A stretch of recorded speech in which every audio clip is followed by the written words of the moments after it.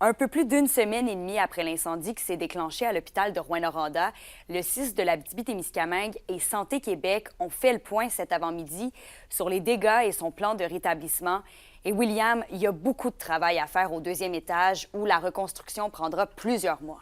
Oui, Kémilia, le deuxième étage, là où le feu s'était déclenché, est présentement en processus de démolition. D'ici quelques semaines, les services de pédiatrie, de néonatologie, d'accouchement et de l'unité mère-enfant seront réaménagés au quatrième étage, avec une capacité cependant réduite. L'unité de médecine et de chirurgie a pu réintégrer une partie de ses locaux ce jeudi, avec un nombre de lits réduit également. Et pour le bloc opératoire, la reprise des activités régulières est prévue dans un mois. Les travaux de reconstruction au deuxième étage s'échelonneront sur une longue période. Mais à la suite de cela, Santé Québec assure que tous les services reviendront exactement comme ils étaient avant.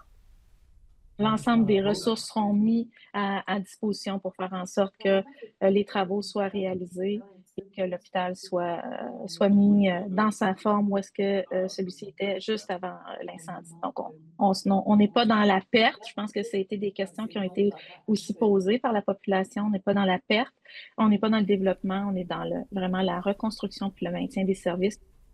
Et William, est-ce qu'on doit craindre une surcharge du système de santé régional cet automne à cause, bien sûr, de cette diminution de services à Rouyn-Noranda? Le CIS affirme que non. On le sait qu'Émilia, l'achalandage dans nos hôpitaux est toujours beaucoup plus grand à l'arrivée de la saison des rhumes, mais la capacité d'hospitalisation à Rouyn-Noranda devrait être revenue à la normale, sauf pour la pédiatrie. On ne s'inquiète donc pas que des patients de Rouyn-Noranda aillent remplir les hôpitaux de Val-d'Or ou d'Amos, par exemple. Voici la PDG du CIS régional, Caroline Roy. Normalement, à l'automne, on aura une capacité complète d'hospitalisation, à l'exception de la pédiatrie à Rouyn-Noranda, néonatologie. Donc, l'impact sur la pression mise au niveau des hospitalisations en région sera beaucoup moindre. Donc, d'ici quelques semaines, là, on aura une gestion dans les hospitalisations qui sera plus facile et on sera capable de faire face à l'automne.